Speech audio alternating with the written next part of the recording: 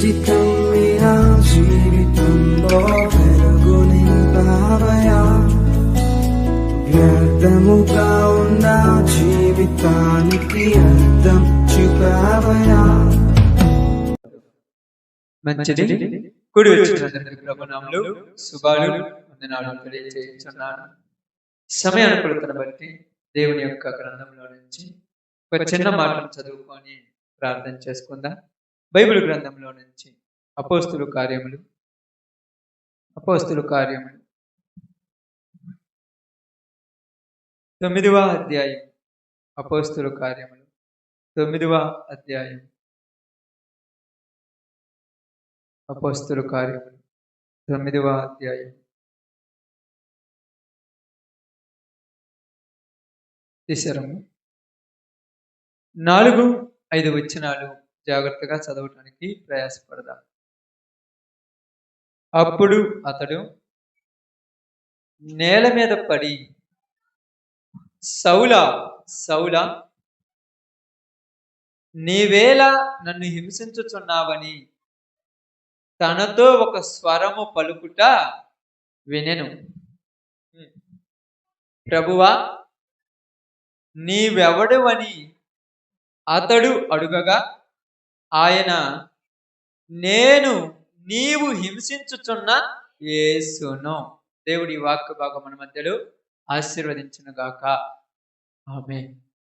ఈ సందర్భంలో పరిశుద్ధ లేఖనములో ఉన్నటువంటి ఈ భాగమును మనం జాగ్రత్తగా ధ్యానించుకుంటాం.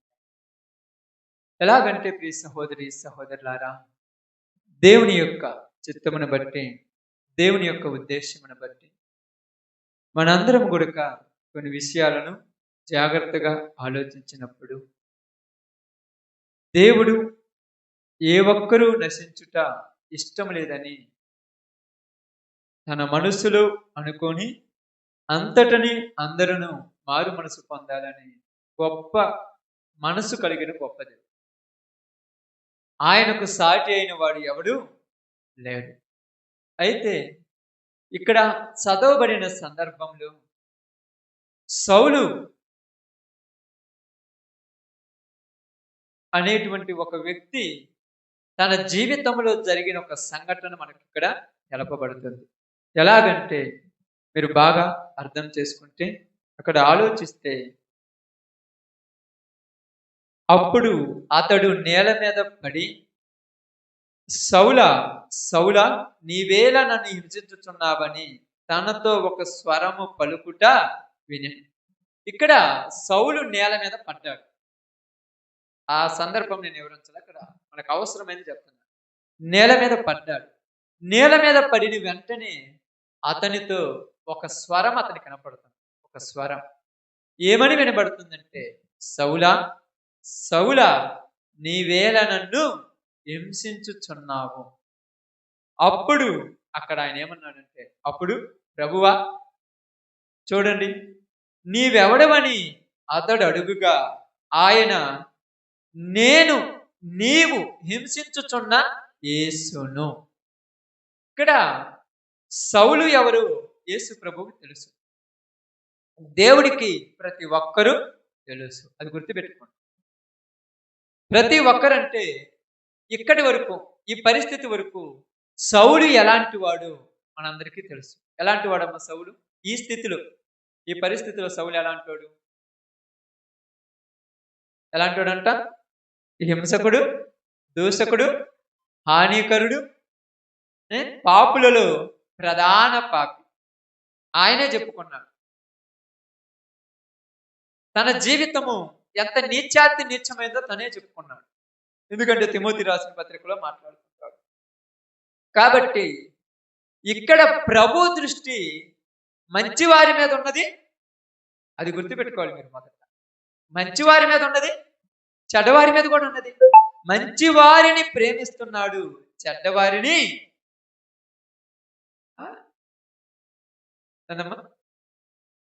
చెడ్డవారిని, అది గుర్తుపెట్టుకోండి మీరు.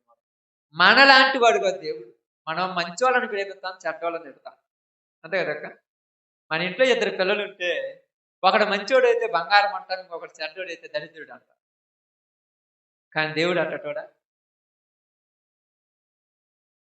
హింసకుడు, దూషకుడు, హానికరుడైనటువంటి ఈ యొక్క పౌలును సౌలును ప్రభు అంటున్నాడు, సౌలా సౌలా అని పిలుస్తున్నాడు.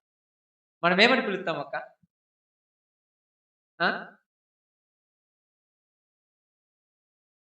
ఏమని పిలుస్తాం తెలుసు కదా, మీరు పెట్టుంటారు కదా పేరు. తాగుబోతోడా, తిరుగుబోతోడా, గాలోడా అని కదక్క. తాగుబోతోడా. ఇప్పుడు పౌలు నరహంతకుడు, హంతకుడు అని పిలిచాడా? సౌలు అంటే పౌలే సౌలుగా ఉన్నప్పుడు నరహంతకుడు, హంతకుడు అని పిలిచాడా? దుర్మార్గుడు, దుర్మార్గుడు అని పిలిచాడా? యేసు ప్రభువే పిలవలేదు, మరి నువ్వెందుకు పిలుస్తున్నావు? నువ్వెందుకు పిలుస్తున్నావు? మనం యేసు ప్రభు కంటే మంచివాళ్ళం. ఆమేన్. అంతే కదక్క. యేసు ప్రభు మంచోడా చెడ్డోడా? నాకు డౌట్ ఉందా? మంచోడే. యేసు ప్రభు అంత గొప్పవాడే నరహంతకుణ్ణి పేరు పెట్టి పిలుస్తున్నాడు. వ్యభిచారంతో పట్టుబడినటువంటి ఒక స్త్రీని ఏమని పిలిచాడు? అమ్మా అని పిలిచాడు. పాపాత్మురాలైనటువంటి ఒక స్త్రీని ఏమన్నాడు? అమ్మా. మరి మనము విలువైనతామా? కనీసం యాడికి పోండక్క అన్నంటే వాతాగుపోతుడు ఏడ చచ్చినాం పేరా భలే పెట్టుకున్నావు కదా పేరు. నువ్వు గొప్ప, నువ్వు చాలా గొప్పోడివి అంటాడు.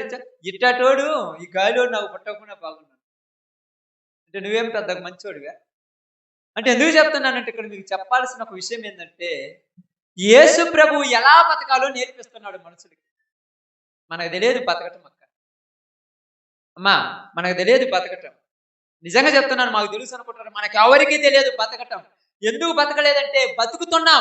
లోకంలో జంతువులు బతుకుతున్నాయి, పశువులు బతుకుతున్నాయి, కుక్కలు బతుకుతున్నాయి, పాములు బతుకుతున్నాయి, మనుషులు కూడా బతుకుతున్నారు. అది బతుకు కాదు. బతుకితే 10 మంది గుర్తుండేటట్టు బతకాలి. మనకు తెలియదు బతకటం. అందుకే యేసు ప్రభు నేర్పించాడు. ఆయన ఏం పని చేసేవాడు సౌలు? చూడండి 9వ అధ్యాయము 1 నుంచి 3 వచనాలు అనుకుంటాను. చూడండి. యెరూషలేము 3వ వచనం చదవండి, తర్వాత చదువుతూ. సౌలు అయితే ఎంట జొచ్చటం అంటే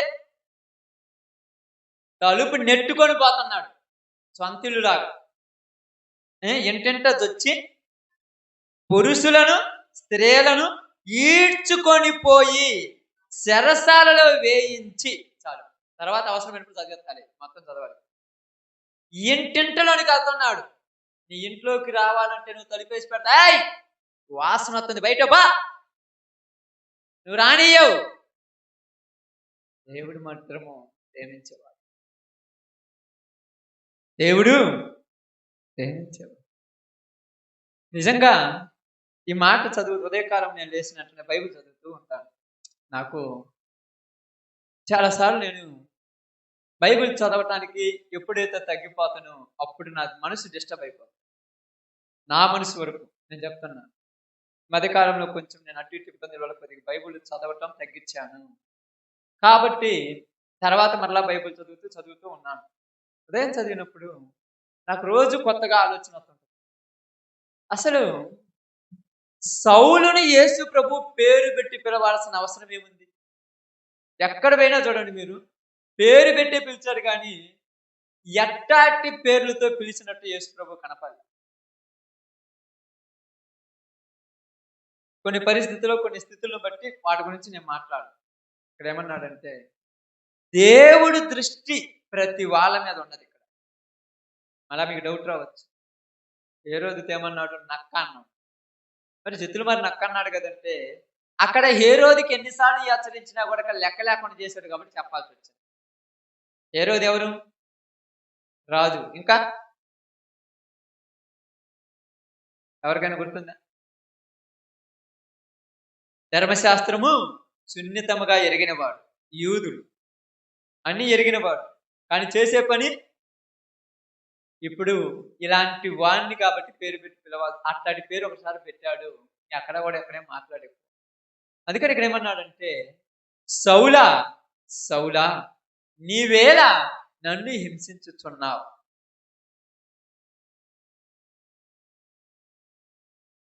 ఈ మాట మీకు బాగా అర్థమవుతుంది. హింసించుచున్నాడు అంటే ఏం చేస్తున్నాడు?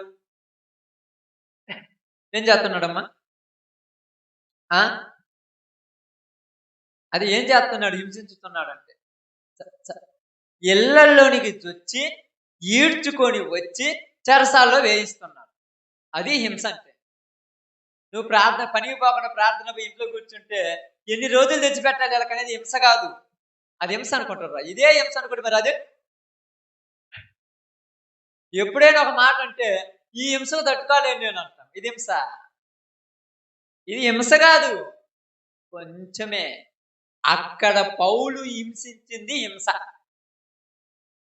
అంతగా హింసించినప్పుడు పట్టించుకునేవాడు లేడు. అంతగా బాధ పెడుతున్నప్పుడు ఎవరు కూడా జాలి దయ చూపించేవాడు లేడు. అలాంటి టైంలో వాళ్ళందరిలో విశ్వాసం సన్నగిలిపోలేదక్క. మనలో సన్నగిలిపోతే 2 రోజులు తింటే 3 రోజులు ప్రార్థన మానుకుని పనిగిపోతాం. వాళ్ళలో విశ్వాసం సన్నగిలడ.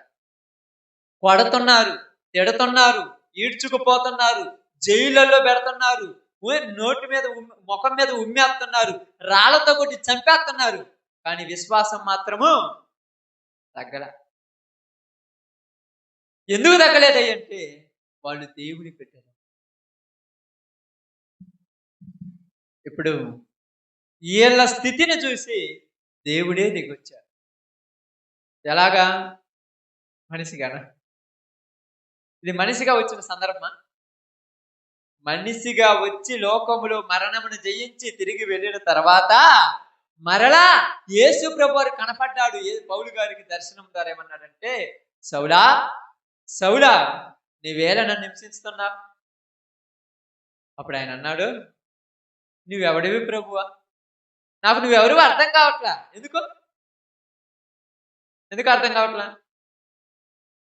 ఆయన కింద పడ్డాడు. ఇంకా కళ్ళు కనపడలేదు.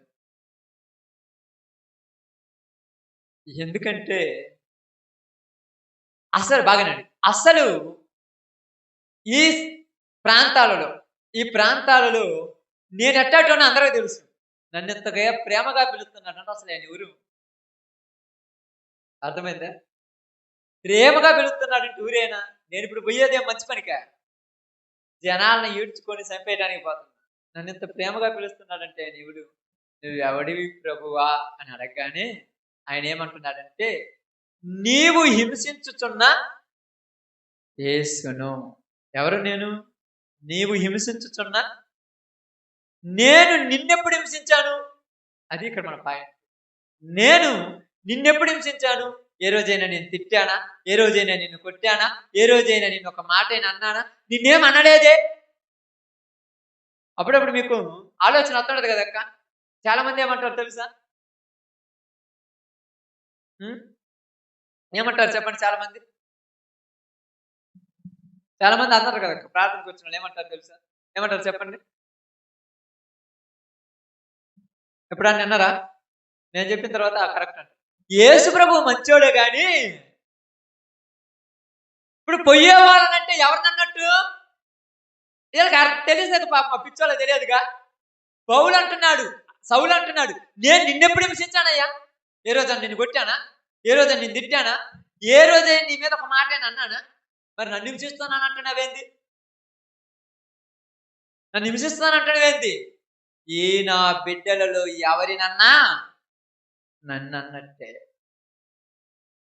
ఇక్కడ అర్థం చేసుకోవాల్సిన పరిస్థితి ఏంటంటే, దేవుడు ప్రేమామయుడే. ఆ ప్రేమ ఎంతటిదంటే నన్ను చంపే వాళ్ళను కూడా ప్రేమించేంత ప్రేమ. ఈరోజు మనం ఎవరన్నా మోసం చేస్తే మళ్ళీ వాళ్ళని పిలవమమ్మ. నిజంగా చెప్తున్నాను, పిలవం. అది నమ్మక ద్రోహం అంటారు కదా. నమ్మక ద్రోహం చేస్తే మీరు పిలవరు. కానీ యేసు ప్రభు నమ్మక ద్రోహం చేసిన వాడిని కూడా పిలిచారు. మనకేం తెలుసా? పగలు పంతాలు ఎక్కువ. మన మీద పెద్ద పర్ఫెక్ట్ అయినట్టు ఎదుటి వాళ్ళ మీద నిందలు మోపటం ఎక్కువ మన బతుకులన్నీ. అందుకే ఈ మాట, ఈ 2 వచనాలే నా జీవితంలో నాకు చాలాసార్లు నేను చదివినా కానీ ఈరోజు చదివినప్పుడు అనిపించింది. ఈ 2 వచనాలే అసలు క్రైస్తవుడు ఎలా బతకాలో నేర్చుకోవాలి. నేను నిన్నెప్పుడు హింసించానయ్యా? అసలు నీతో నాకేం పని? నువ్వు మంచోడివి. ఎవరి దగ్గరికైనా పోయి అడగండి. యేసుప్రభు ఎలా అంటాడు అంటారమ్మా? మంచోడు అంటారా, చెడ్డోడు అంటారా? నువ్వు మంచోడివి. నువ్వు ఎంత గొప్పోడు అంటే నువ్వు బతికినంత కాలం ఒక పాపం కూడా చేయలా. నీ దగ్గరికి వస్తున్న వీళ్ళే పనికి మాలిన వాళ్ళు అంటున్నారు. నేను మంచోడిని అన్నావు కదా, వాళ్ళు నా బిడ్డలై. ఇప్పుడు వాళ్ళనంటే ఎంత బాగా ఆలోచించండి. ఇప్పుడు వాళ్ళనంటే నన్ను అన్నట్టే. ఎందుకని ఏమన్నారు చూడండి, బాగా గమనించి ఆలోచించండి. నీవేళ నన్ను హింసించుచున్నావు అని అనగానే నువ్వెవరివి ప్రభువా? నువ్వెవరివి? నీవు హింసించుచున్నా యేసు నేను. నిన్నెప్పుడు హింసించానంటే ఇప్పుడు చదవండి 8 అధ్యాయం 1 నుంచి 3 వచనాల వరకు. ఆ కాలం అందు, ఏ కాలము? ఆ కాలం అంటే ఏ కాలం అది? కాలం తెలియాలి మనకు. కాలం తెలియకపోతే బాగుండదు, కరెక్ట్ గా. ఏ కాలం ఇది? స్తెఫనును రాళ్లతో కొట్టడానికి ప్రారంభములో యేసే ప్రభు అని ప్రకటిస్తున్న కాలాలవి. యేసు ప్రభుని నమ్మే రోజులు కాదవి. యేసు ప్రభుని చంపేశారు, సగం దరిద్రం పోయింది, మనందరం బాగుపడాలని పరిస్థితులన్నీ బాగుండి ఒక పక్క రాజులు, ఒక పక్క అధికారులు వాళ్ళ పెత్తనాలు చలామణి చేస్తున్న రోజులవి.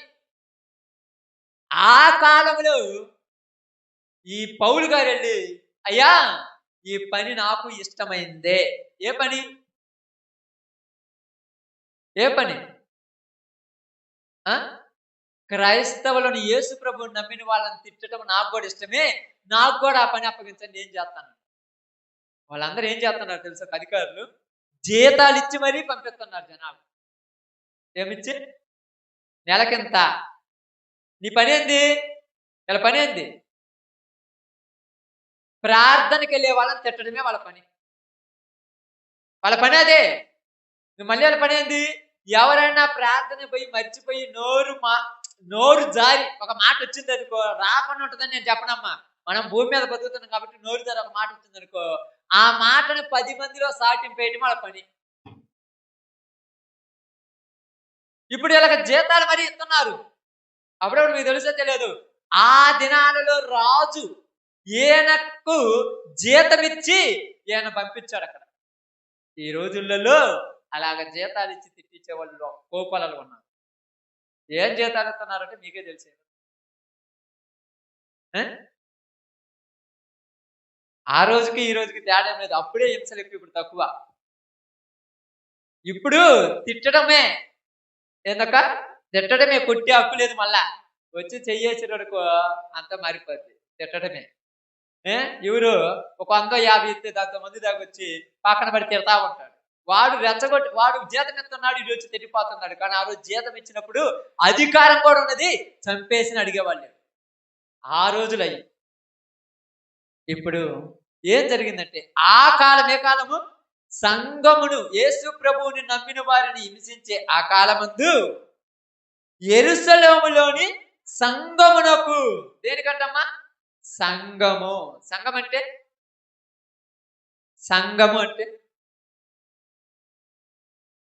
సమాజముగా కూడుకొనుట, అంతేనా? సంఘము అంటే ఎక్లేసియా అంటే పిలువబడిన వారు, ప్రత్యేకింపబడిన వారు, లోకములో నుంచి బయటికి వచ్చిన వాళ్ళందరూ కలుసుకున్నదే సంఘం. సంఘం అంటే మీరు ఏదో అనుకోకూడదు. ప్రత్యేకింపబడిన వారు అందరిని కలుసుకున్నదే సంఘం.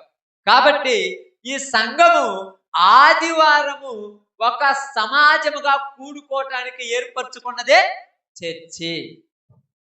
ఈ మందిరం ఏమి లేదు. మందిరం కోసం నువ్వా, నీ కోసం మందిరమా? అర్థమైందా? నీ కోసం మందిరం కదా. నీ కోసం మందిరం అయినప్పుడు నువ్వు రావాలి. ఎందుకు?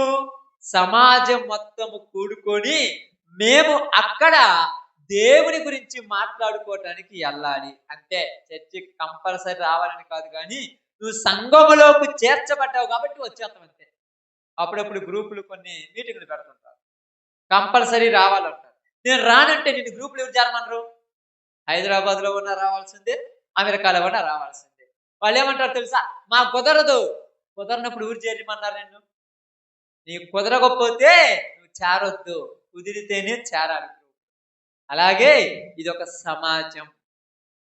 ఈ సంఘములో అనేక మందిని కూడుకున్న మనమే సమాజం.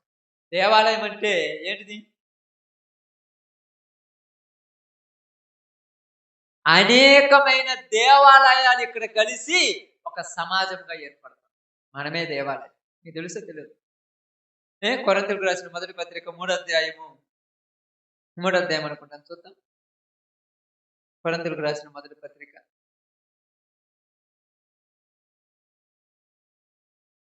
17వ వచనం.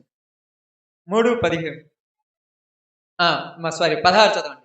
మీరు దేవుని ఆలయమై ఉన్నారు అనియు. మీరేమై ఉన్నారు? మనమే ఆలయం. మనం కట్టుకోవాల్సిన అవసరం లేదు పెద్ద పెద్ద మందిరాలు. మనమే ఆలయం. మనందరము కూడుకోవటానికి కట్టుకున్నదే ఈ మందిరం. బాగా అర్థం చేసుకో. మనందరము కూడుకోవటానికి కట్టుకున్నదే ఈ మందిరం. ఇప్పుడు ఈ మందిరంలోనికి ప్రత్యేకింపబడిన వారే వస్తారు. ఎవరింటి రారు. పనులుంటే మానుకుంటారు, కష్టాలు అయితే మానుకుంటారు, ఫంక్షన్ ఉంటే మానుకుంటారు. అంటే ఇది ప్రత్యేకత పని వాళ్ళు కాదు.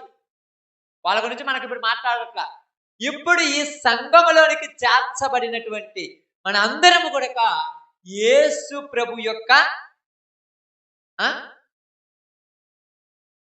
ప్రభు యొక్క శరీరములోని అవయవములము. ఎలాగంటే బైబిల్ గ్రంథంలో రాయబడింది, క్రీస్తు సంఘమునికి ఏమై ఉన్నాడంట? శిరస్సు అయి ఉన్నాడు. మీరందరూ శరీరములోని అవయవములు అని రాయబడింది. అందుకని ఒక మాట రాయబడింది. నేను ఈ మాట చదివిన ప్రతిసారి కూడా చాలా సార్లు ఆలోచిస్తూ ఉంటాను ఈ మాట గురించి. ఎక్కడంటే కొరింథీయులకు రాసినటువంటి మొదటి పత్రిక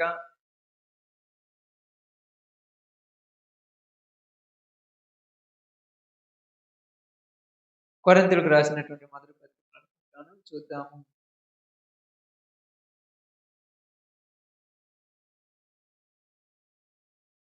అధ్యాయంలోనే ఇక్కడ ఉంటుంది ఒక మాట ఉంటుంది, చూడండి. 6వ అధ్యాయము 15వ వచనం నుంచి జాగ్రత్తగా చదువుదాం.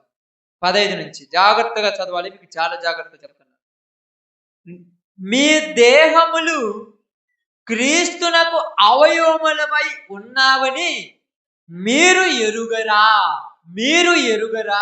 మీ దేహములు, దేహం అంటే ఈ శరీరములు ఏమై ఉన్నాయంట? క్రీస్తు యొక్క అవయవములు. అవయవాలంటే తెలుసుగా. కాబట్టి మీ దేహములు క్రీస్తు యొక్క అవయవములై ఉన్నావని మీరు ఎరుగరా. బాగానండి. నేను క్రీస్తు యొక్క అవయవములను తీసుకొని వేసే యొక్క అవయవములుగా చేయుదునా, అదంత మాత్రము తాగదు.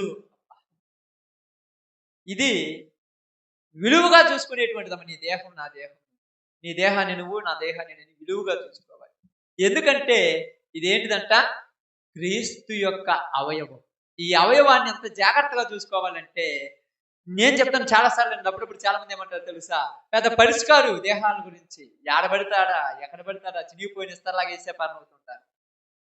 అది కరెక్ట్ గా. నీ దేహము క్రీస్తు యొక్క అవయవము. ఈ అవయవాన్ని ఎక్కడ పెడితే అక్కడ పెట్టకూడదు. పెడితే ఏముంటదు? విలువ ఉండదు. తీసుకెళ్ళి వేసే యొక్క అవయవములతో కలపొద్దు అన్నాడు.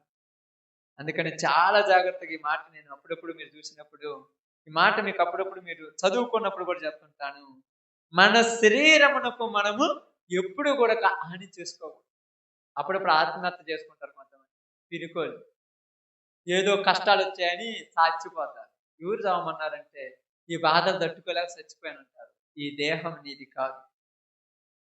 క్రైస్తవులకు మరలా చెప్తున్నాను, యేసు ప్రభువుని నమ్మిన వారికి మరలా చెప్తున్నాను, ఈ దేహము నీది కాదు.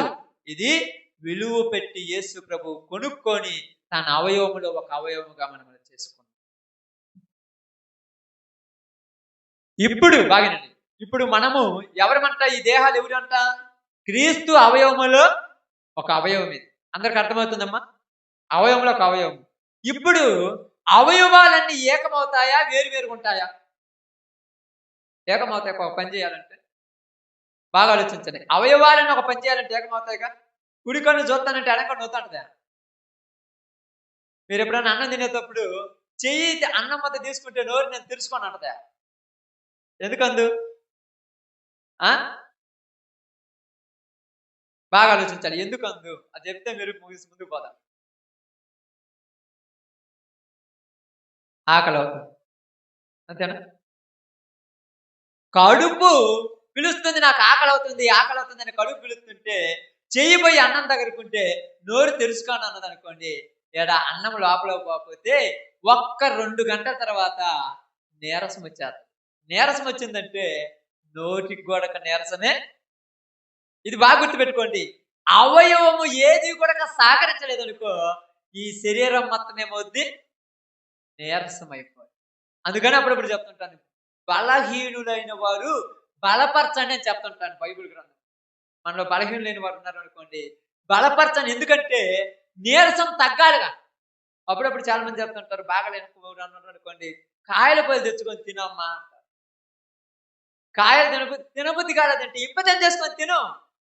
ఇప్పుడు ఈ చెయ్యమంటదంటే కాయ తీసుకొని పోద్ది, నోరు నాకు ఇంపితం కాలేదంటే బలవంతంగా తిని పెడతావు. నువ్వే దేనికి? అవయవాలన్నీ మళ్ళా శక్తి పొందుకోవాలి. కాబట్టి ఇప్పుడు అవయవాలన్నీ ఒక పనిలో ఏకమవుతాయిగా.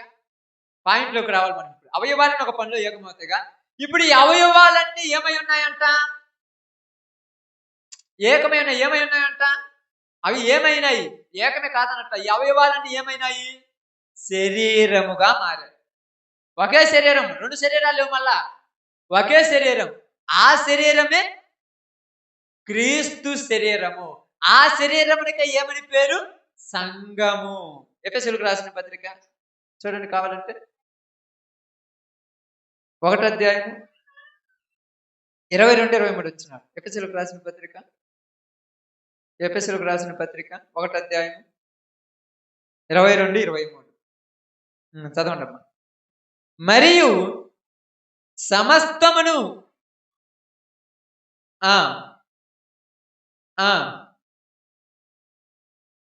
ఆయనను సంఘమునకు శిరస్సుగా నియమించను. ఆ సంఘము ఆయన శరీరము. ఆ సంఘము ఏ సంఘము? ఏ సంఘము? చర్చ్ ఆఫ్ గాడ్ మినిస్ట్రీ సంఘమా? క్రీస్తు సంఘమా? బాప్టిస్ట్ సంఘమా? హోసన్నా సంఘమా? ఏ సంఘం ఆయన శరీరం? ఇప్పుడు చెప్పాలి, డౌట్ వచ్చేస్తుందిగా. ఏ సంఘము? యేసు ప్రభు రక్తములో కడగబడి దేవుడు పిలుచుకున్న వాళ్ళందరూ ఎక్కడున్నా కూడా ఏర్పరచబడతారు. వాళ్ళే ఒక సంఘం. ఆ సంఘము ఆయన శరీరం. ఇప్పుడు ఈ సంఘం అంతా కూడా ఆయన శరీరం అయిపోయింది కదమ్మా.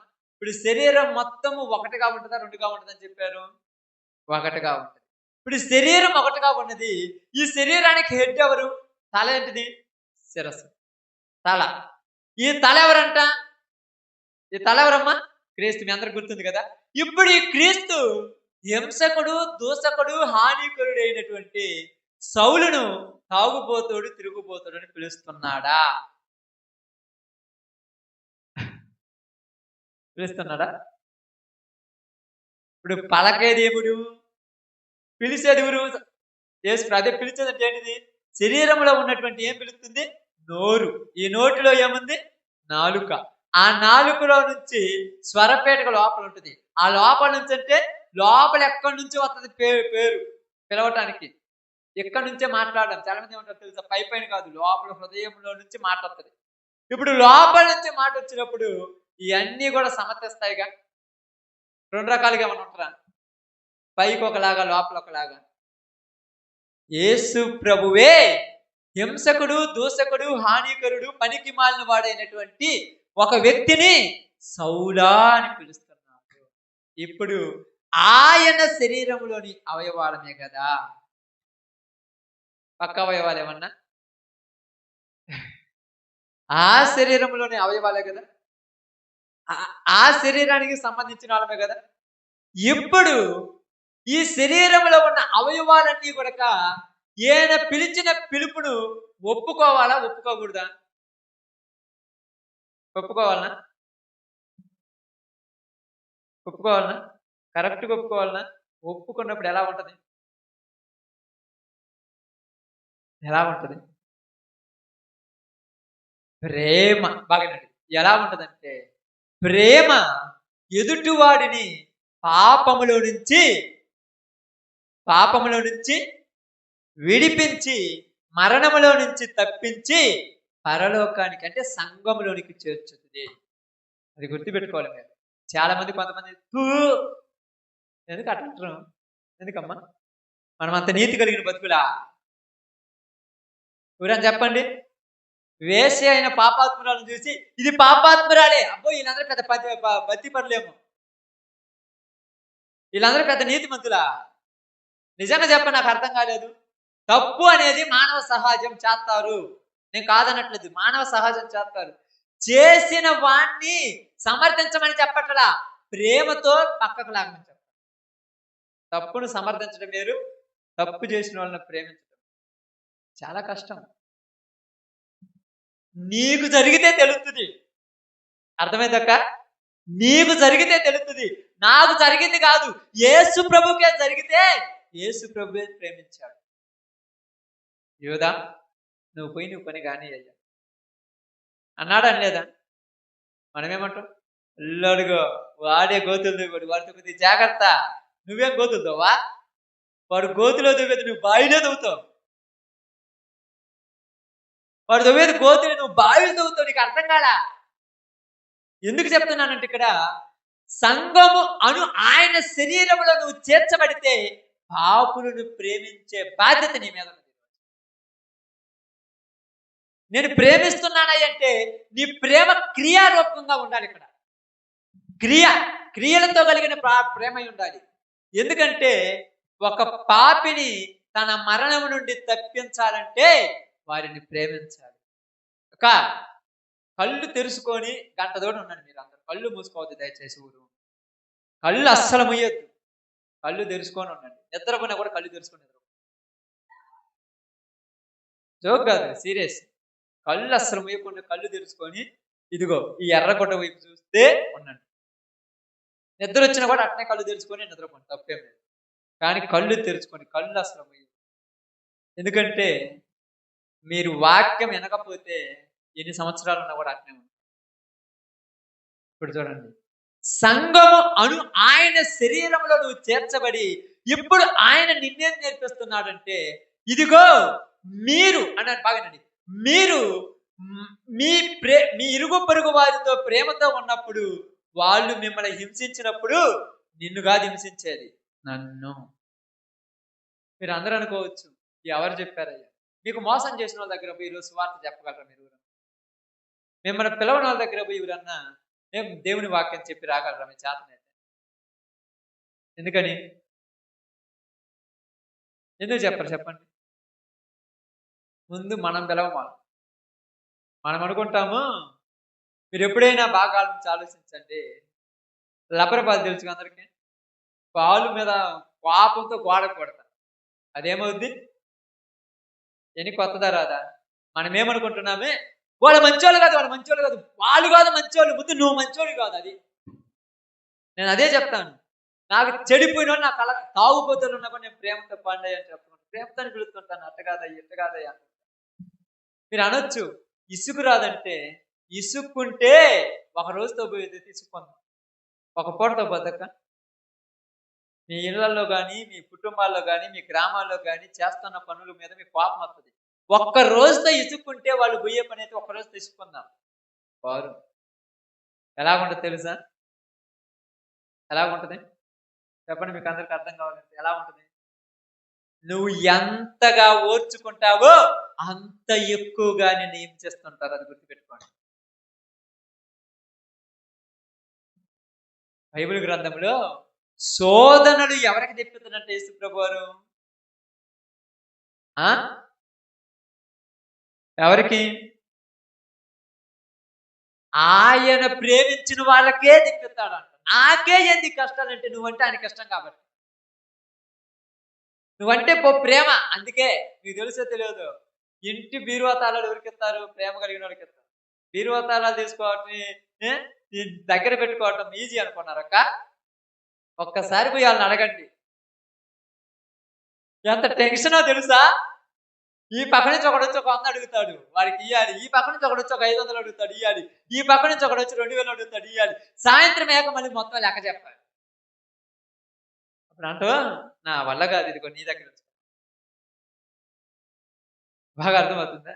నా వల్ల కాదు, నీ దగ్గర ఉంచుకోమని. ఎందుకు చెప్తున్నానంటే, బాధ్యత భరించేవాడికే ఉంటుంది, అందరికి ఉండదు.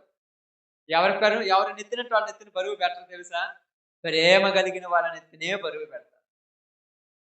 ఇక్కడ అదే చెప్తున్నాడు బైబిల్ గ్రంథంలో బాగా. సంఘము అను ఆయన శరీరంలో నువ్వు ఉన్నావు కదా. నీ శరీరంలో మీరందరి శరీరాలు ఉన్నాయి కదా, మనందరికి ఇక్కడ ఉన్నాయి కదా. మీరు అనుకోద్ది ఏంటయ్యా పిచ్చోళ్ళకి మాట్లాడుతున్నారు, నిజం చెప్తాను, శరీరాలు ఉన్నాయి కదా. మీ శరీరంలో చిట్టుకని వేలుంది తెలుసా? కాలికి పెద్ద పట్టించుకోరు ఊరు దాన్ని. కాలికి ఒక చిట్టుని వేలుంది, పెద్ద పరుచుకుంటారా? పట్టించుకోము. పోతా ఎక్కడ దారిలో పోతుంటే ఆ చిటికని వేలికి చిన్న ముళ్ళు గుచ్చుకుంటే నోటిలో నుంచి అబ్బా అంటావు. ఎందుకో నొప్పి కదా. అంటే ఎక్కడికి మైండ్లో ఉన్నదానికి ఏమవుతుంది? ప్రతీకార చర్య చెప్పమంటారు, చదువుకున్న వాళ్ళకి అర్థమవుతుంది. అక్కడ ముళ్ళు గుచ్చుకుంటే ఆ నరం పైకి వచ్చి ఇక్కడ ఉన్నదానికి సిగ్నల్ అవుతుంది, కింద ముళ్ళు గుచ్చుకుంది. వెంటనే ఈ ముళ్ళు ఏం జరుగుద్దంటే ఈ యొక్క సిగ్నల్ నోటికి చెప్పుద్ది వెంటనే అరువు అని. ఈ నోరు వెంటనే అరిసిన వెంటనే అక్కడి నుంచి ఒక నరం వచ్చి చెయ్యికి చెప్పుద్ది, వెళ్ళి అమ్మటే ముళ్ళుది. ఇదంతా 15 సెకండ్స్ లో జరుగుతుంది.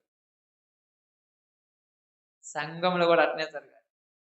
వరకనే చెప్పినాడు కొనవా, ఈ చిట్టుకని వేలే కదా పనికిరాదు కదా అనుకుంటే కుదరదు. చిట్టుకని వేలికి ముళ్ళు గుచ్చుకున్నా శిరస్సుకు దెబ్బే. అలాగే నువ్వు సంఘంలో ఉంటే నిన్ను కొట్టితే, నిన్ను తిడితే యేసు ప్రభుని తిట్టినట్టే. అది గుర్తుపెట్టుకో. వాళ్ళు అంటారు యేసు ప్రభు మంచోడే, ప్రార్థన పేరు మంచోడు కదంటారు అన్ని. కానీ ఇక్కడ యేసు ప్రభు ఏమంటున్నాడంటే, సౌలా సౌలా నువ్వేలా నన్ను హింసించుతున్నావంటే, నేనెప్పుడు నేను తిట్టానంటే వీళ్ళెవరిని అన్నానన్నంటే, వీళ్ళెవరిని, ఇళ్ళలో ఉన్నారు కదా, ఇళ్ళలో ఒక్కళ్ళని ఏమన్నా అన్నంతే. ఎందుకయ్యంటే ఎందుకు? వీళ్ళందరూ నా శరీరంలోని అవయవాలు, నా శరీరంలోని. అప్పుడప్పుడు మీకు దెబ్బలు తగిలినాక పనులు చేస్తుంటారు కదా. ఇప్పుడు మహాలాంటి వాళ్ళు మనకి చిన్న చిన్న దెబ్బలు తగిలితే తట్టుకోలేము. మీరు దెబ్బలకు అలవాటు పడిపోయింటారు శరీరం. నిజంగా మీరు అనుకుంటారేమో దెబ్బలకు అలవాటు పడిపోయి ఉంటాయి మీ శరీరాలు. కావాలంటే మీరు ఎప్పుడైనా చూడండి, మీరు పని చేస్తుంటారు కదా, ఇప్పుడు అది దొరలకు ఉంటుంది కదా, లేకపోతే లిక్కితోటి ఇక్కడ దోగుతున్నప్పుడు కింద ఇక్కడ గుచ్చుకుంటుంటది, రాళ్ళు బోళ్ళు ఉన్నది అక్కడైతే వెంటనే ఇక్కడ పెట్టి పెడతారు. అంతే. అదే దెబ్బ ఇదిగో మా అమ్మాయి ఉందనుకోండి, ఆ అమ్మాయికి ఆ పిత్తులు లేచిందంటే ఎమ్మటే బ్యాండేజ్ వేయటము, ఆయింట్మెంట్ పోయటము. అంటే మా అమ్మాయి అంటారు కదా, ఇక్కడ ఉన్నారు కదా కొంతమంది, ఆయింట్మెంట్ పోయటము అని ఎన్నిసార్లు అంటారు. ఏదో అన్నం తినొద్దంటే ఇంత లావున తెగిపోతే అన్నం కాడ తినాడు.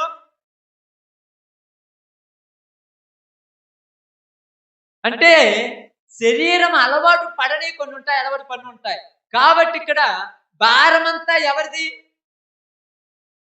బాగానండి, భారమంతా ఎవరిది?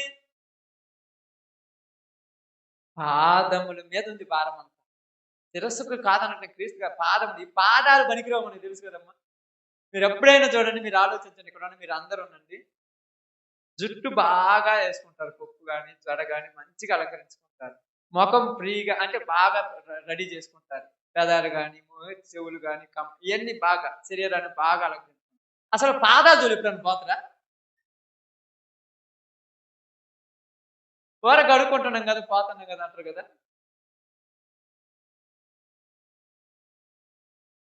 అంటే ఎందుకంటే వాటిని అలంకరించాల్సిన పని లేదు, కనపడట్లా. కానీ ఇదంతా నిలబడాలంటే అది ఉండాలి. అది లేకపోతే మంచంలోనే కూర్చోవాలి. ఇదంతా అలంకరించుకోవడం మంచంలో కూర్చుంటే ఉపయోగం ఉంటుందా? అంటే ఎందుకు చెప్తున్నానంటే ఆయన తక్కువ దానికి ఎక్కువ ఘనతనిచ్చాడు. భరించేది అది. భరించేది అది నేను కాదంటే ఇప్పుడు చిటికెన వేలు లెక్కలోకి వేసుకుంటారమ్మా ఎప్పుడన్నా? కాలుకి చిటికెన వేలు చెయ్యి చిటికెన వేలు కాదు మళ్ళా. ఇంత పొడుగు గోరు పెంచుకున్న దానికి మళ్ళా ఎర్రటి అదేంది గోర్లు పెయింట్ చేసుకొని అందంగా కనపడనట్టు చూపెడుతుంటారు.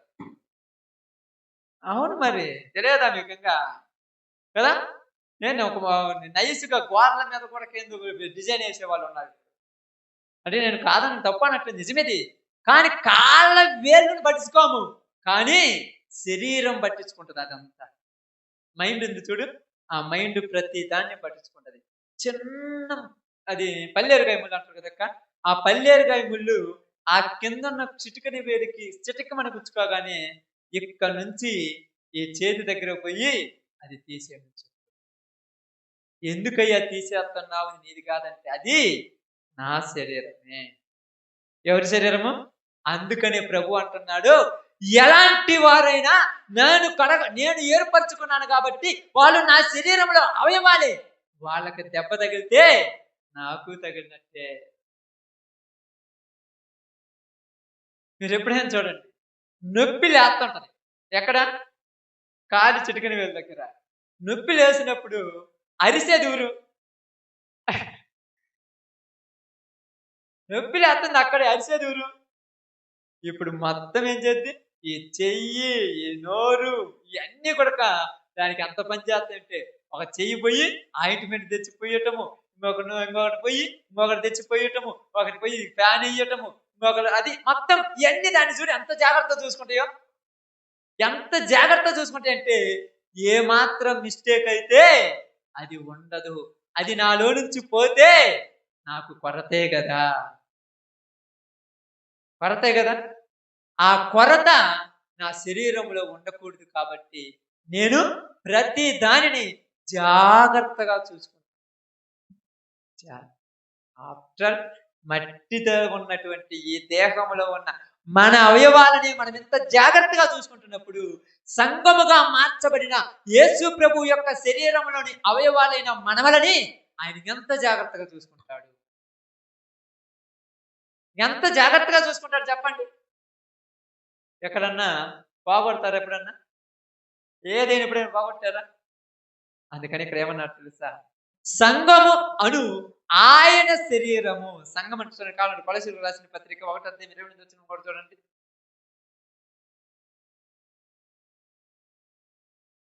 కొలసీలకు రాసిన పత్రిక 1:28 కొలస్సి. ప్రతి మనుషుని క్రీస్తునందు సంపూర్ణునిగా చేసి ఆయన ఎదుట నిలువ పెట్టవలెనని సమస్త విధములైన జ్ఞానముతో మేము ప్రతి మనుషునికి బుద్ధి చెప్పుచ్చు. అమ్మమ్మ సారీ 1:18 చదవండి. 18, 28 కాదు 18. సంఘము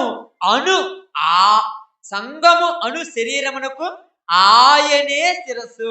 సంఘము అను శరీరము. సంఘం అంటే ఏంటంట? ఏ శరీరము? అర్థమైందా? సంఘం అంటేనే క్రీస్తు శరీరం. ఇప్పుడు ఈ శరీరాలలో అవయవాలు ఉన్నాయి కదక్క. అవయవాలు ఉన్నాయి, మీకు తెలుసు. మీ అందరికి అవయవాలు ఉన్నాయి కదా. ఏమేమి ఉన్నాయంటే అన్ని తెలుసు. ఈ అవయవాలలో ఏది పాడైపోయినా ఎవరు ఒప్పుకోరు? ఒప్పుకోరు. అప్పుడప్పుడు చూస్తుంటారు, మీ అందరూ తెలుసుగా. పాపం కొంతమంది వాళ్ళకి అలవాటయ్యి, తప్పులు కాదని నేను అనేది, వాళ్ళ అలవాటు మనమేం కాదనట్లేదు. పుట్టుకతో నుంచి వచ్చిన అలవాటు, స్మోకింగ్, డ్రింకింగ్, వ్యభిచారం అలవాటు. అది మనం వద్దన్నా కూడా మానుకోరు. దానికి ఉన్న సిచ్యువేషన్ నేను తర్వాత ఒకసారి చెప్తాను. ఆ సిచ్యువేషన్ ఎందుకు వచ్చిందో దాని పరిస్థితి అని. ఇప్పుడు ఎక్కువ అయ్యటం వల్ల ఏమైపోద్దమ్మా? పాడైపోద్ది. ఏంటిది? అవయవాలు. అప్పుడు ఏమంటారు? నా అవయవాలు పాడైపోతే నీకెందుకు అంటారు చాలా మంది కదా. అవి నీ కాదు, నేను తయారు చేసుకున్న అవయవాలు. అందుకే బైబిల్ గ్రంథంలో ఏమన్నా మందు తాగొద్దనుందా, బీడీలు తాగొద్దనుందంటే ఆయన ఏమన్నాడు తెలుసా? ఈ శరీరం నాది, ఏ అవయవం కూడా నేను నీకు లెక్క అడుగుతాను. అందుకే నీ అవయవాలను జాగ్రత్త చూసుకో. నాకు లేని చింత నీకెందుకు?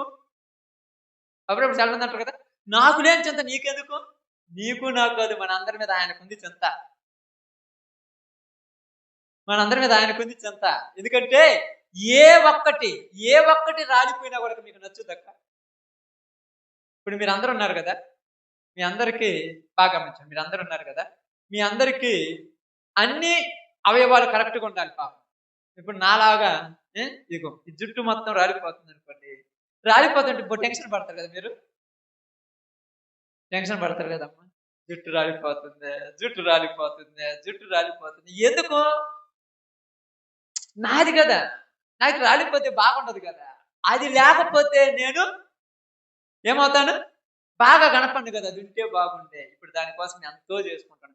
ఆఫ్టర్ ఆల్ నువ్వు కొనలేదు, నువ్వు తయారు చేసుకోలేదు, నువ్వు సంపాదించుకోలేదు, నువ్వు తీసుకొచ్చుకొని నీ జుట్టు గురించే నువ్వు ఎన్నెన్నో లేనిపోనివన్నీ ప్రిపేర్ చేసుకొని వాటికి అలంకరించుకొని అది జాగ్రత్తగా ఉండాలనుకుంటున్నావే. నీకంటే నాకంటే చూడండి, మనకంటే ఎక్కువగా ఆయన తయారు చేసుకున్న ఈ అవయవాలైన ఈ మనుషులు రాలిపోతుంటే ఆయనకి చింత ఉండదా? మీరు అప్పుడప్పుడు తలగ పోసుకున్న తర్వాత మా అక్క వాళ్ళైతే ఎక్కువ ఇదే టెన్షన్. అబ్బాయిని కొడుకుంది దువ్యాన్ని పట్టుకుని దువ్వుకొని చూసుకోండి, కళ్ళ బట్టి నీళ్ళు పెడుతుంటారు.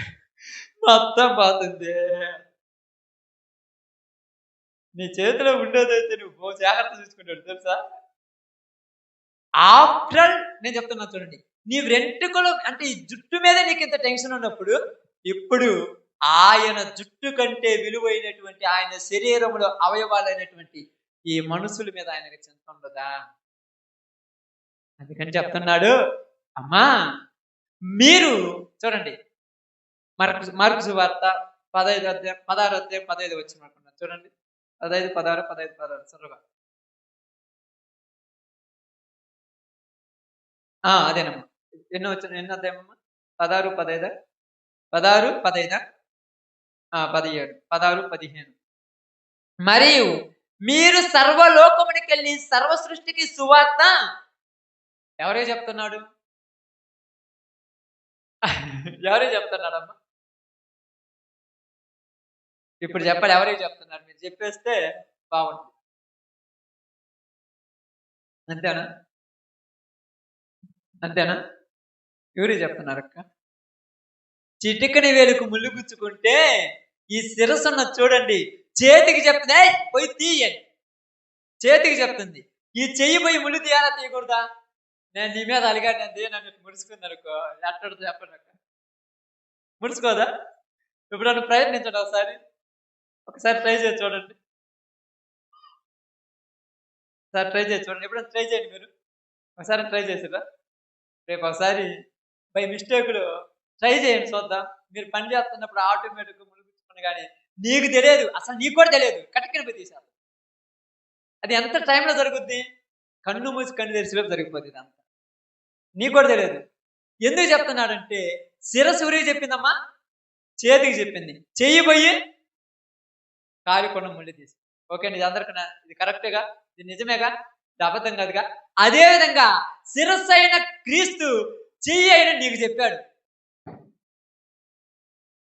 చెయ్యి అయినా నీకు చెప్పాడు, నువ్వు వెళ్ళి వాళ్ళకు పుచ్చుకున్న ముళ్ళు తీయి అని. ఇప్పుడు నువ్వేమంటున్నావు? నాకు పనులు లేవయ్యా. అదే కదా కనదే, నేను పని చేసుకోవద్దు, ఈ చెయ్యి అన్నది ఎప్పుడన్నా నేను పని చేసుకోవద్దా, నాకు ఇబ్బంది అవుద్ది, నేను కింది కాలం వంగాలి అన్న నడుమన్నదా? ఎప్పుడన్నా అన్నదా? ఎప్పుడన్నా అనలేదంటే అర్థమైంది ఏందమ్మా? ఇప్పుడు అంటే ఇప్పుడు ఈ నడుము కొడక ఎప్పుడు కొడక నేను వెళ్ళనని ఎప్పుడన్నా అన్నదా? ఎందుకని లేదు? తీయాలి కదా. అంతేనా? ఏమన్నా తీయాలి కదంటే దానికి రీజన్ చాలా ఉంటుంది. అసలు ఎందుకు అనలేదు అనేది మనం ఇప్పుడు చూడాలి. ఎందుకు అనలేదు? ఏందమ్మా? నా శరీరం కదా, ఇప్పుడు నీ శరీరం కదా. ఇప్పుడు నువ్వు కూడా నా శరీరం అయితే నీకు టెన్షన్ ఉంటుంది. ఇప్పుడు శరీరం కాకపోతే నీకు టెన్షన్ ఆడ ఉంటుంది. ఏందమ్మా ప్రార్థన సువార్త చేద్దాము, దేవుని గురించి తెలియజేద్దాం, తెలియని ఉంటుంది. మాకు పని పాటలేదు అనుకున్నావా? నువ్వు శరీరంలో అవయవం కదా, నువ్వు పక్క శరీరం, నీకెందుకు టెన్షన్ ఉంటుంది? అర్థమైందక్క? ఇప్పుడు నీ కాళ్ళలో ముళ్ళు గుచ్చుకుంది అనుకో, నేను చూసి ఆ ముళ్ళు తీసుకోరాదు అని నువ్వు అన్నావు అనుకోండి, నేను తీయలేను, నువ్వు తీయమంటే ఏమంటా? నీ చేతులు ఇరగనియా అంతే కదా. ఇప్పుడు నాకు ముళ్ళు గుచ్చుకుంటే మా అమ్మాయి చూసి ఇదిగో ఆ ముళ్ళు తీసుకోలేదంటే నేను తీసుకోలేను వచ్చి తీరోదంటే ఏమంటే తెలుసా, నీకు చేతులు లేకపోతే చెప్పు అట్లే చేస్తా. ఇప్పుడు బాగానండి, యేసు ప్రభు కూడా ఇదే టెన్షన్. మీరు లేకపోతే కదా నేను వేరే వాళ్ళ గురించి బతిమలాడుకోవాల్సింది, మీరుండగా నేను వాళ్ళని ఎందుకు బతిమలాడుకోవాలి సువార్త చేయమని. అంటే ఇప్పుడు ఆయన దృష్టిలో మనం లేమనేనా, ఉండమనా లేమనా? ఉన్నాము కానయ్యా, మాకు పనులు ఉన్నాయనా. నేను అదే చెప్తున్నాను, కాలికి పని ఉంటే చెయ్యి పట్టించుకుంటుందా? చెయ్యి పట్టించుకుంటుందా? పట్టించుకోకుండా ఉండటానికి ఏమంటే తెలుసా, మన అవయవాల గురించి నీకు టెన్షన్ ఎందుకు లేదని తీసుకోవాలి పోయి. ఈరోజు మన అవయవాలు, మనం ఏర్పరచుకున్న అవయవాలు ఉన్నాయి చూడండి. మనం ప్రభు ప్రేమించిన అవయవాలు త్రాగుడితోనూ, వ్యభిచారముతోనూ, జూదాలతోనూ, దొంగతనాలతోనూ, అబద్ధములతోనూ, లేనిపోని దరిద్రపు బుద్ధులతోనూ జీవితాలను పాడు చేసుకుంటున్నాయి. ఇప్పుడు టెన్షన్ ఎవరికి? శిరస్సుకు. అవయవాలకు టెన్షన్ లేదు తెలుసా? ఎందుకని?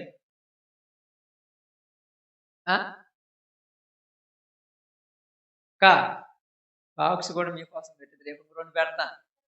లేవు అనుకోకూడదు, ఉన్నాయి కదా చూసారుగా, 2 తెచ్చి పెడతా, ఆడొకటి ఆడొకటి, ఇబ్బంది లేనే లేదు.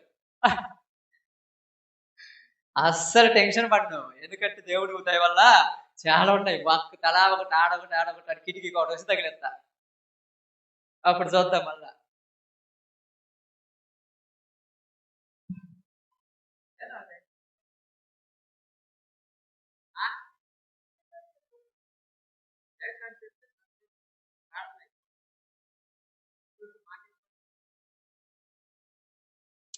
వాళ్ళు పిల్లోళ్ళు అనుకోండి, మీరు వాక్యం మీరుగా మీకు అర్థం కాలా? నేను ఇంత రావు నడిచి బాక్సులు పెట్టినా పడుచుకోవాలి, పక్కన అడుగుతుంటే నేను దా చూస్తారు. బయట వాళ్ళు అంటారు ఏదిలో వాడు గొంతు తీసుకుని అడుగుతున్నారు చూడటానికి ఎట్టున్నారు, కానీ అట్లా అడుగుతుంది వాళ్ళు అడుగు, మీకు అసలు టెన్షన్ ఉండదు. చూడండి ఎందుకు చెప్తున్నానంటే, టెన్షన్ శిరస్సుకుంది, అర్థమైందా? శిరస్సుకు టెన్షన్ ఉందంటే ఊరుకున్నట్టు. ఇప్పుడు చెప్పాలి, ఇప్పుడు ఊరుకున్నట్టు.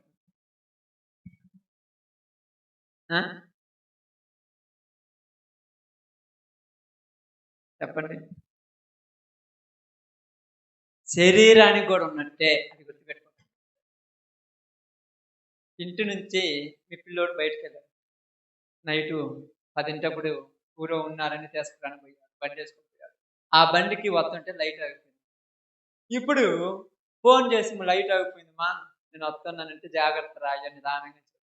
ఇప్పుడు ఈ శిరస్సు, ఆ టెన్షన్ శిరస్సుకే కదని ఈ కాళ్ళు అవయవాలు మొత్తము హ్యాపీగా పడుకుంటాయా?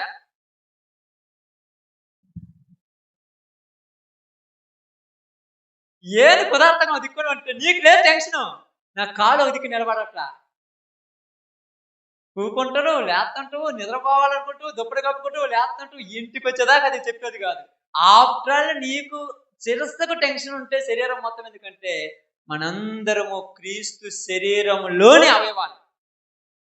టెన్షన్ ఉండాల్సింది అందరికీ, ఆయన శరీరంలో వాళ్ళకే, మిగతా వాళ్ళకు ఉండదమ్మా. అర్థమైందా? ఇప్పుడు ఉదాహరణకు అక్క అయిందనుకోండి, ఈ అక్కాయి కొడుకు ఒకళ్ళు రాలేదనుకోండి, ఆమె లేసి అటు తిరుగుతాడని నేను మాత్రం ప్రశాంతంగా నిద్రపోతాను.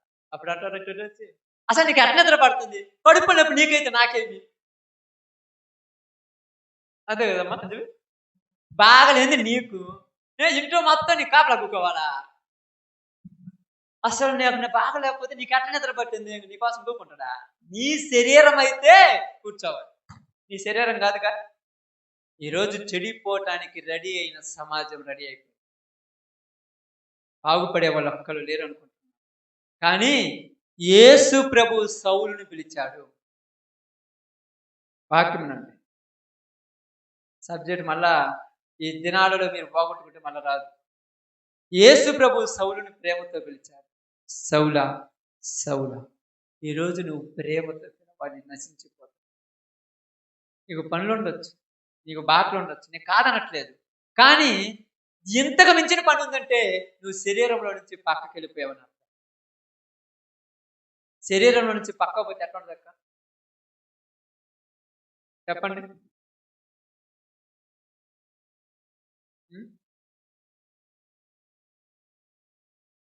యాక్సిడెంట్ జరిగింది. ఒక కారు లేదా బస్సు కాలు మీద నుంచి బర్రని వెళ్ళిపోయింది. కాలు మీద నుంచి పోయిన తర్వాత కాలు ఆ పక్క, ఈ పక్క వేరైపోయింది. 2 కాళ్ళు 2 వేరైపోయింది. వేరైపోయిన తర్వాత ఆ వేరైపోయిన కాలు ఏం చేస్తుంటది ప్రారంభంలో కొట్టుకుంటా ఉంటది. కొట్టుకుంటా ఉంటది వేరైపోయిన టైంలో. గంట, 2 గంటలతోటి కొట్టుకుంటది. తర్వాత చలనం లేకుండా చచ్చిపోతది. అలాగే సంఘములో నుంచి వేరుపడుతున్న వాళ్ళకు 1, 2 వారాలే టెన్షను. తర్వాత వాళ్ళ పనులు వాళ్ళు చేసుకుంటారు. అసలు టెన్షన్ ఉండదు వాళ్ళకు. వీళ్ళకేంది ప్రార్థన గురించి కూడా టెన్షన్ లేదంటే వాళ్ళు చచ్చిపోయినరు. నీకు టెన్షన్ ఎందుకు ఉండదు? అప్పుడప్పుడు మీరు అంటారు, ఆదివారం అయినా కూడా చూడు ఎంత జాగ్రత్తగా ప్రశాంతంగా పనికి పోతారంటే వేరైపోయిన కాలుకి ఇంకా టెన్షన్ ఉండదు. నాకుంటది టెన్షన్, నీకుంటది టెన్షన్, వాళ్ళకుంటదా? ఇప్పుడు వాళ్ళని చూసి అసలు పడుచుకో. ఇప్పుడు ఈ కాలు ఎప్పుడన్నా నన్ను చూసి ఏంది అసలు నువ్వు నన్ను పడుచుకోలేదు అన్నదా? అది వేరైపోయింది. ఎంత అతికిచ్చినా అతకదు. ఇప్పుడు ప్లాస్టిక్ కాలు వేసుకొని అడ్జస్ట్ చేసుకోవటం, లేకపోతే కుంటి కాలుగా ఉండటం. అంతే కదక్క. కాబట్టి నువ్వు సంఘములో నుంచి బయటపడుతున్న రోజుల్లో నీలో చలనం ఉంటది. పూర్తిగా బయటపడిన తర్వాత వాళ్ళు చేసే పనికిమాలిన పనులు చూసి నువ్వు అంటావు కొంచెమన్నా చలనం లేదంటే రాదు వాళ్ళకి అంతే. కానీ సంఘములో ఉన్న నీకు చలనం లేదంటే నువ్వు కూడా కొన్ని రోజులకు బయటకు వెళ్ళిపోతావు. ఒక దేవుని సేవకుడిగా చెప్తున్నా, మీరు ఎన్నైనా అనండి, ఏమైనా అనుకోండి. ఎందుకంటే శిరస్సు టెన్షన్ పడి అవయవాలతో చెప్తుంది, సర్వలోకంకి వెళ్ళి సర్వ సృష్టికి సువార్తను ప్రకటించండి. శిరస్సు టెన్షన్ పడి అవయవాలు చెప్పింది. ఇప్పుడు అవయవాలు ఊరికొకళ్ళు, దేశానికి ఒకళ్ళు వెళ్ళిపోయారా లేదా? ఇప్పుడు వెళ్ళిపోయినటువంటి అవయవాలకు దెబ్బల తగిలినా తగలలేదా? తోమ వచ్చాడు, ఎక్కడ తెలుసు కదా, కేరళ ప్రాంతంలో వచ్చాడు, తర్వాత చెన్నైలోకి వచ్చాడు, అక్కడ చంపేశారు. యాకోబుని చంపారు, పేతురుని చంపారు, యోహానును పద్మాసు దీపంలో వదిలేశారు. అయ్యో వాళ్ళ జీవితం సుఖంగా ఉంది. పేతురు ప్రార్థన చేస్తానంట, చచ్చిపోయిన ఆమె లేచింది కదా, మరి నేను చేస్తే అంత లేదా? వాళ్ళలాగా నువ్వు కష్టమే ఉండవు, వాళ్ళలాగా నీకు కష్టం ఉంది అక్క చెప్పండి. కోరికన్నాడా ప్రార్థన పోతానంటే పిలవకపోతే మంచిదిలే, పిలిస్తే మళ్ళీ ఆడ రాలేని చెప్పుకోలేక మీ గురించి ఎవరికి టెన్షన్ లేదు.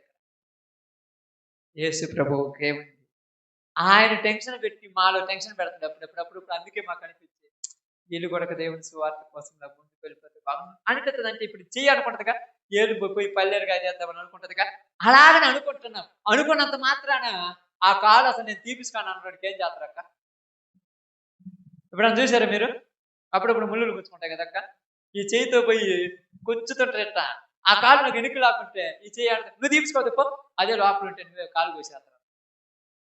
సమ్మతించాలి. సువార్త చేసే బాధ్యత ఎవరికి చెప్పాడు దేవుడు? సంఘమునకు. ఆ సంఘం ఎవరు? ఆయన రక్తంలో కడగబడిన. ఈరోజు నీకు ఆ టెన్షన్ కన్నా మాకేడ కుదురుతుంటే, నీకు కుదరకపోతే నువ్వు సంఘంలో చేరకూడదు. అది టెన్షన్.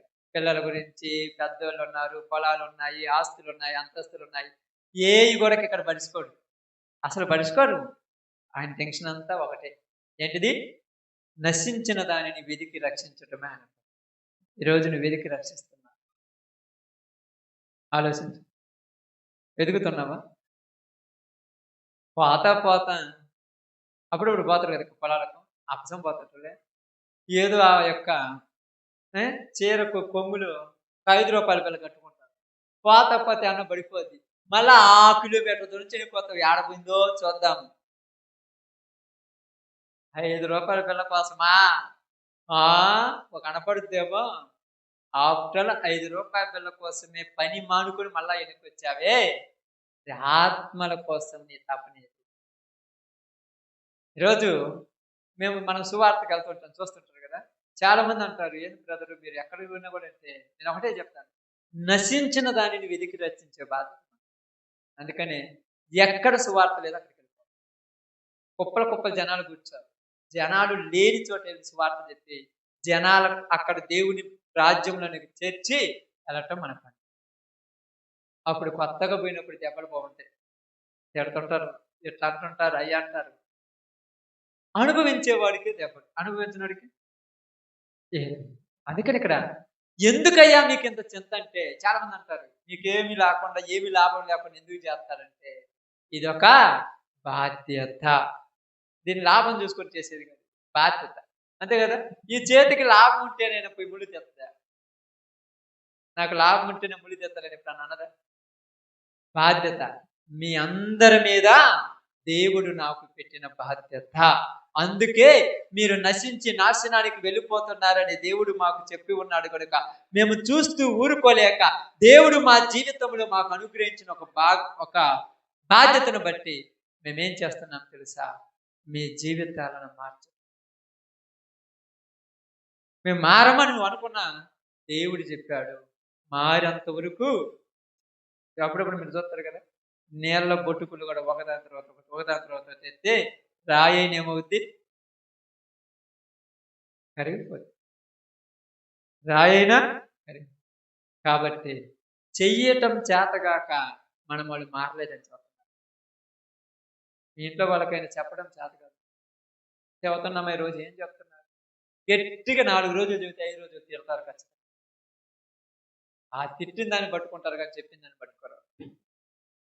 జీవితాంతం చెప్పాలి. ఎందుకంటే రోజు కాలికి చిటికనీకి జలపడితే చెయ్యిపోయి గేరాలి, తప్పదు. రోజు ఊరు గేరుతారు అంటారా. ఇప్పుడు నాన్నది చెయ్యి అమ్మా, ఇప్పుడు నాన్నదా ఏ రోజు అనుకోండి చెప్పండి. బాధ్యత. చూడండి, పక్కన కుటుంబాలలో జీవితాలు నాశనం అయిపోతాయి. వాళ్ళ కుటుంబాలలో నిద్రలో మానుకొని జీవితాలన్నీ కూడా ఏడుస్తూ ఏడవటానికి శక్తి లేక నా కర్రం ఇంతేనని ఏడుస్తూ జీవిస్తున్న బతుకులు ఎన్నో ఉన్నాయి. వాళ్ళ గురించి తప్పని నీకు లేదు. వాళ్ళు చేసింది వాళ్ళకి అనుభవిస్తున్నారు. ఊరు చెప్పారు, అనుభవిస్తున్నారు కాదు. దేవుడి నీ కళ్ళకు చూపించారంటే వాళ్ళ గురించి నువ్వు ప్రయాసం. అందుకని ఇక్కడ అదే అంటున్నాడు, క్రీస్తు అనే సంఘమునకు శిరసై ఉన్నాడు. ఆ సంఘములోని అవయవములు మీరందరూ అవయవాలు బాధ్యత తీసుకుంటే దానికి సంబంధించిన ఉంటాయి. బాధ్యత తీసుకోకపోతే ఏమవుతాయమ్మా, ఏమవుతాక. ఒక మనిషికి ఎడం చేయి లేలేదంటే అర్థమైందక్క.